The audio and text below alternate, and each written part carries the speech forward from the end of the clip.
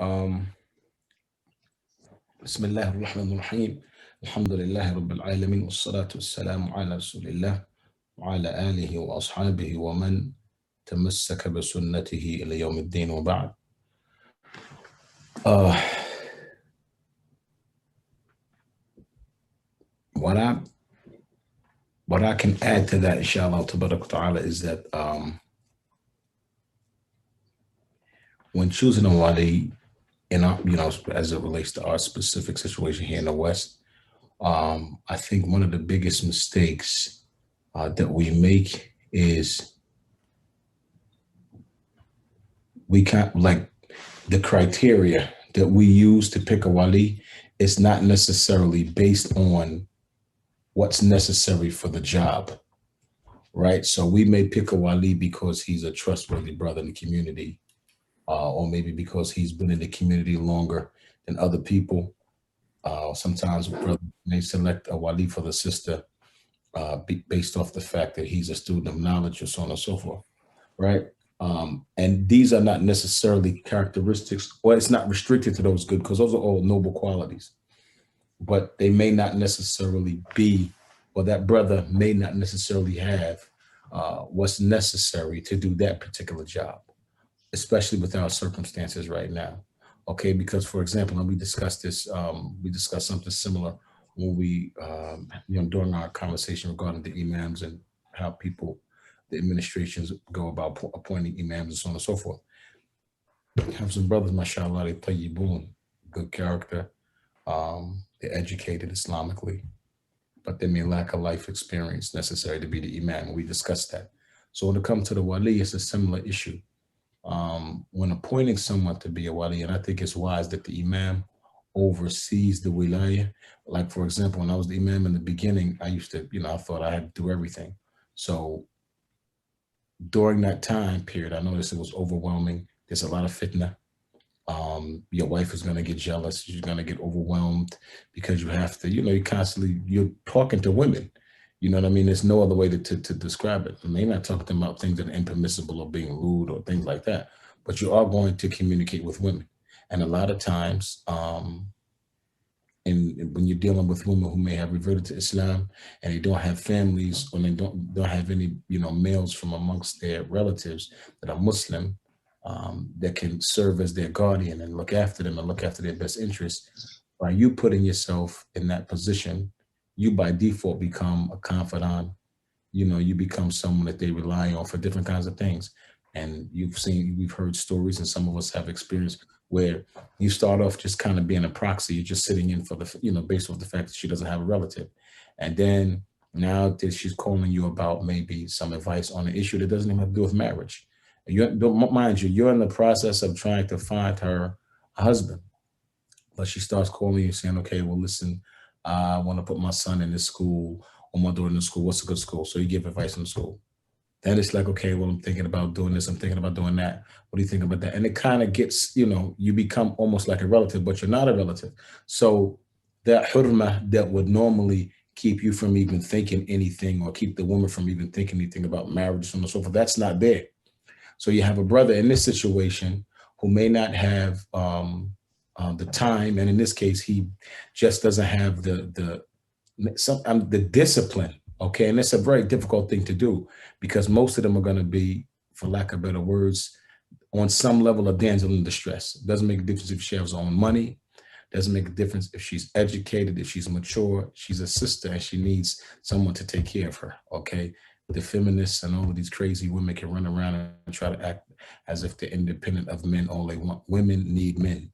Okay, and men need women, and we need each other for different things. So if you put yourself in a situation to oversee women, you have to understand that that comes with fitna. I don't care how disciplined you are, I don't care how respectful you are. Doesn't mean it comes with lewdness. And that's what people misunderstand. They think that, okay, automatically some lewdness or something inappropriate is going to take place. No, you can be as appropriate and as religiously sound and as developed and mature as you need to be, and there's still going to be on some level some kind of fitna.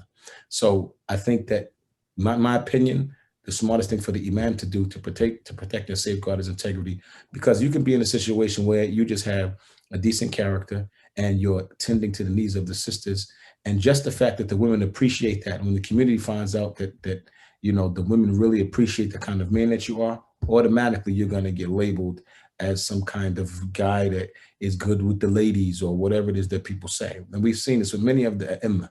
They have nobody has any negative things that they can honestly say about them, but because of the fact that due to the fact that they're always available and in service to the women, because they have nobody else to service them from amongst their family members, and you think, okay, this is my job to look after this. This is because I'm there, I'm her wali, and this one's that wali, and that one's wali. By default, Yaani, people are going to look at you like, okay, he talks to women too much or he's too involved. And you think that. So, many of us learn the hard way thinking that we're running around helping everybody, and it winds up bringing fitna. Your intentions, inshallah, may be pure, but it's not a good thing that I advise the imams to do. What I do advise, however, is that the imams appoint brothers, and this goes back to exactly what we're talking about, or brother who is responsible. It's preferred, in my opinion, that the brother be someone a little older, a 25, 26-year-old man.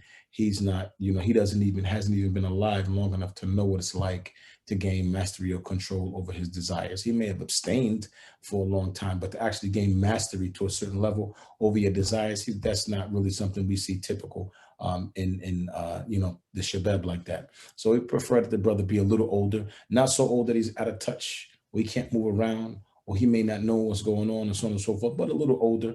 Like we look at the Prophet sallallahu alaihi wasallam, the other Anbiya and Rasul alayhi salatu wasalam that came before them. We look at the Khulafa al-Rashideen, and so on and so forth.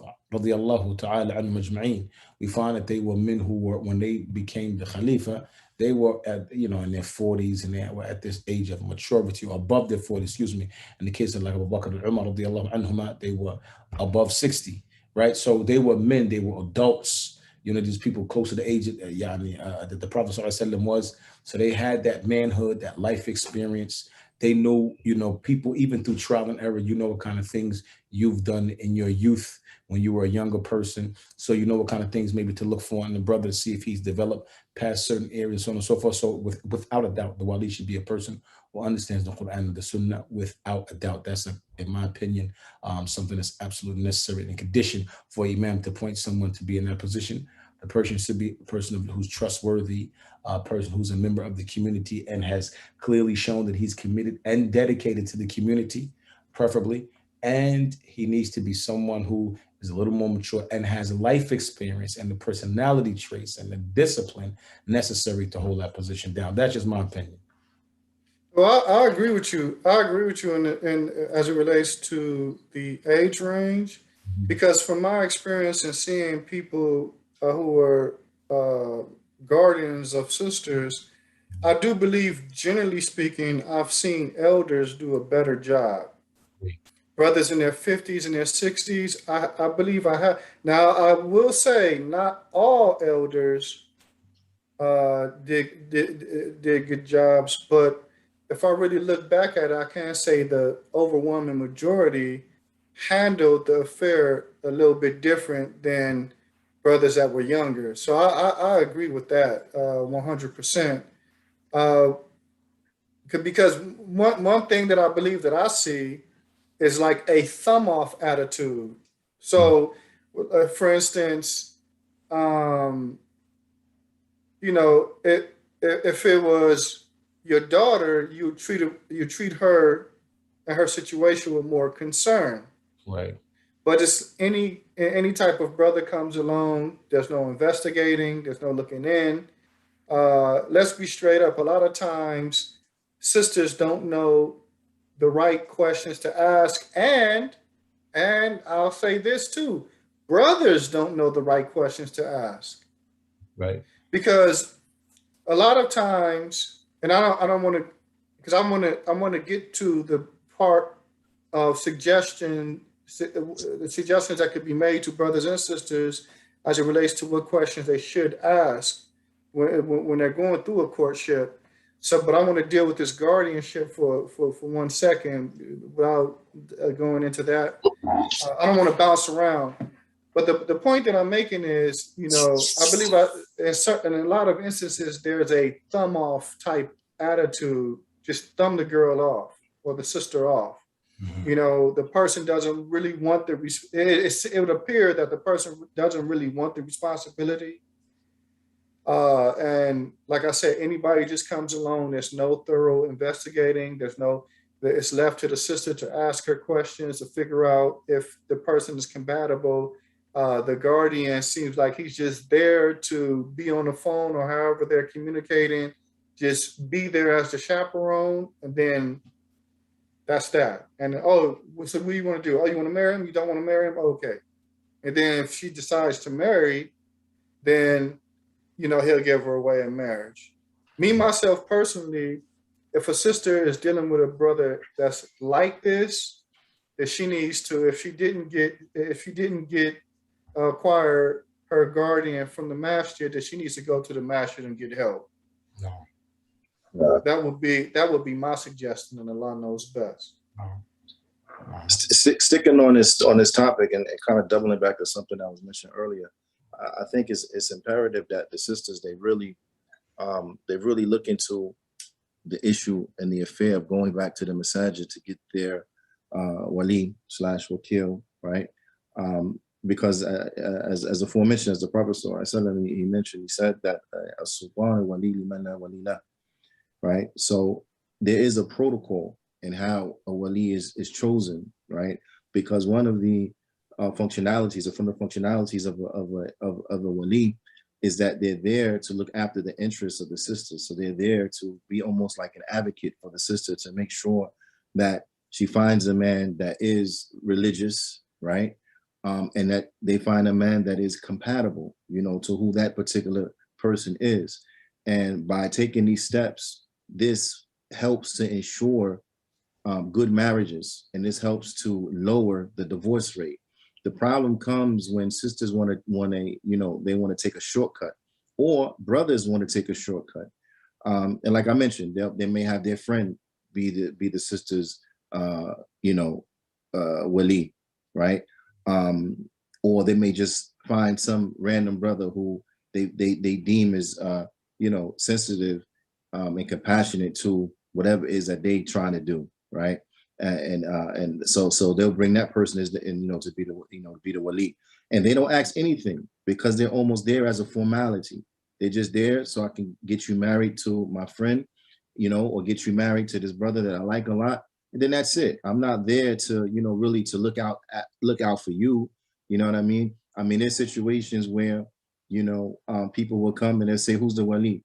Oh, the brother's the wali. And then come to find out the brother never spoke to the sister ever. He was just there for the marriage, and no one even investigates. So we have to become a little more mature, and we can't be as naive because we see these things happening all the time. And usually you hear about the horror stories at the end of the affair, when the marriage is nearing the end, the sister's asking for a khula and all this type of stuff. She's trying to get out, and then all these things start coming to light. Well, how'd y'all get married? Well, I don't even know. I never even spoke to my wali. I was told so-and-so was my wali, and that he married me off. I was sitting in my living room. Next thing I know, they call me saying, "Yeah, you married now." You know what I mean? These things happen, and a lot of women are abused by way of these situations. And you have a lot of predators and men, who are just horrible predators, and they prey on women. You know what I mean? And a lot of times it's because of this. It's because of the lapse in the wali taking their job seriously, right? And they're like, and as communities, we need more help. We need more help, more hands on board. I'm saying to say is that it's unfortunate that in some communities you find a brother who's the wali for everybody in the community. All the new sisters come, he's the wali. He has so many sisters under him. So we have to remember, people are human beings. Some sisters are wonderful to deal with. Some sisters are difficult. They're headaches. I've been the wakil for many sisters over the years, and I'm just being real. Some sisters are headaches. Some sisters make you feel like I can't wait to get rid of her because she's a headache. You understand? And sometimes, people will jump the gun. Anybody come want to marry them? Alhamdulillah, yeah, marry her. You know what I'm saying? But even in those situations, the people have to realize you have to fear Allah subhanahu wa ta'ala. This is a responsibility. No matter how annoying or frustrating that sister may be, you still have to look after her best interest. You can't just pass her off to any person, because what's going to happen is that You pass her off to this brother, and then 6 months later, she's gonna be back under your guardianship. So what's the point of that? You understand what I'm trying to say? And then now that's another notch in, you know, the marital resume of each one of these individuals, and that's going to make it harder for her to get married in the future. You know what I mean? So if we do our due diligence, this will be better off to serve our communities, and that starts by not just, you know, the imams taking the situation, but seriously, but it has to be follow-up. You check in with the brothers who are in charge of sisters to see, do you have too many sisters? Are you getting burnt out? Who else can help? And the like. And as mentioned, it should be brothers who are older, brothers who are mature, brothers who you know, have their heads on their shoulders. And not for nothing, but we need to start holding workshops. We need to start holding workshops, because although we speak about some of these brothers who are appointed over sisters not doing their job, unfortunately, what I've been seeing, I've ran into a lot of fathers that are not doing their job. A lot of fathers who are just completely pitiful when it comes to this regarding, they'll throw their daughters to the wolves and then complain that she got bit. I mean, Allah musta'an. But anyway. No, that's a good point too, because just like you see that extreme, we also see the other extreme where brothers step to fathers about their daughters, and these fathers have an attitude like no brother is good enough for his daughter. And so you may have a father, like 20 brothers out of the community that step to him for his daughter at varying different times, and the girl's still not married. None of them were good enough for the father. We've seen that extreme as well, and that's definitely a problem as well. Indeed, that is true. That is true. Brothers who nobody is good enough, and then they end up hurting their daughters, you know, because now the daughter becomes, you know, 30 some odd years old, and she's still not married. 35, you know what I mean? She's still not married. That's horrible. That's a problem, and I don't think anybody would want anyone to interact and treat them in that manner, you know. Exactly.